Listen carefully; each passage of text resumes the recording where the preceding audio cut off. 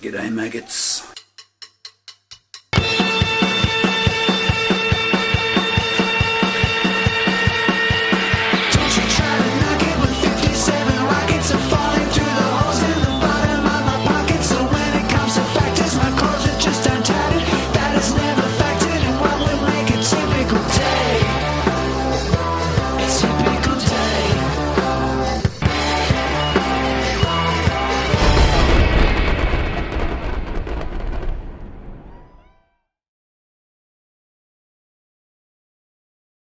So, it's been ages since I've been able to do an update, but I've got something exciting that arrived today, which is this part.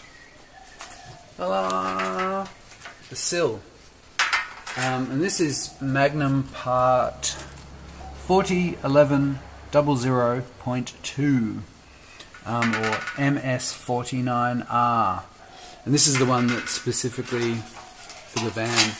You can see it's got these drain channels here, which stop it from getting clogged and rusting, and that's going to basically go on here, underneath there, like that, and it's going to be welded in place. So that's pretty cool. One thing that happens with this early style is that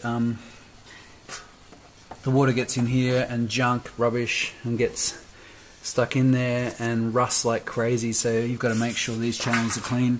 So often what you can do is get a screwdriver in there or a rule and push it in underneath and make sure they're clean.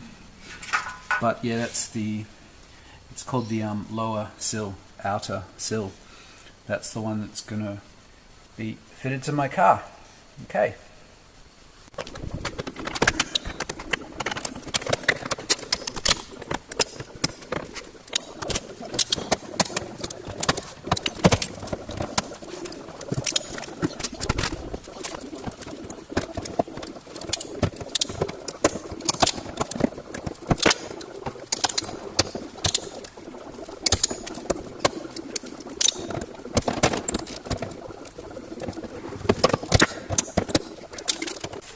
Outer sill.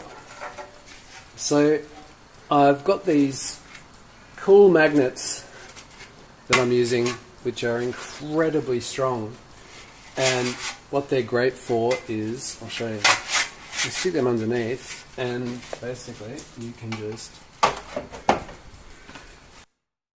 this is where YouTube's invaluable for stealing ideas of other people.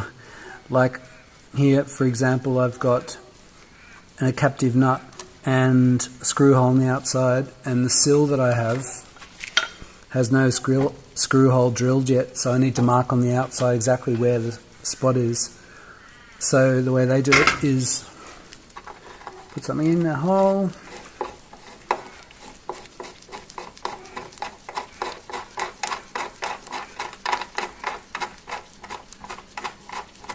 put the sill in place over the top where it's going to be, and then you simply, about here is where I want to hit, give it a tap, and now I have an indentation where I want to drill, which is right there. That's where the head hit, so that's perfect. So on the bottom sill I did a coat of primer on top of the already black primer that was on there. And I've put a coat of epoxy on top of it as well, just to make sure that it doesn't rust in the next 50 years, which it might still, but who knows. Done my best.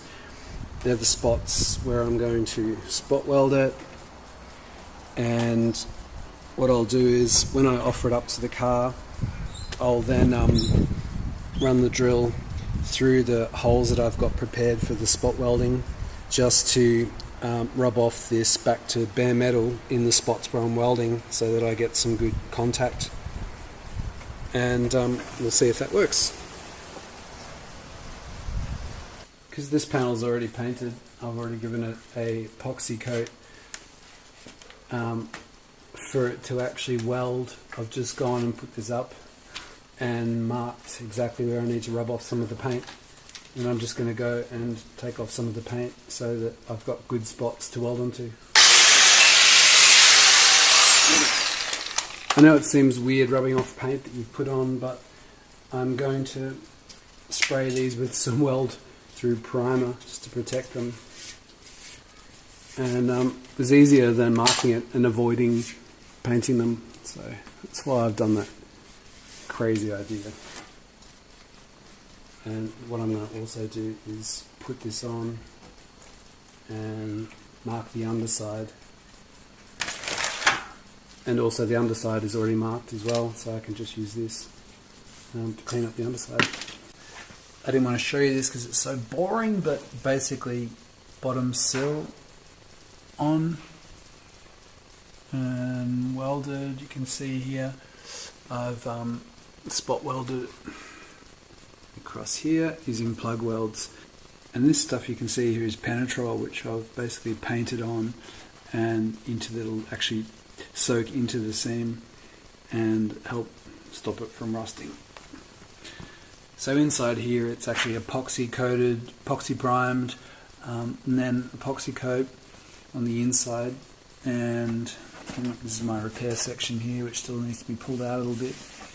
And I actually managed to get most of the main dents out of this.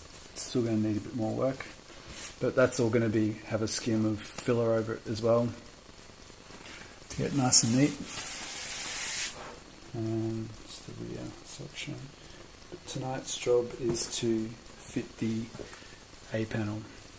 So I'm going to use these, which is basically a square and some magnets to keep the panel aligned and flush, and get some tack welds on it and see how we go.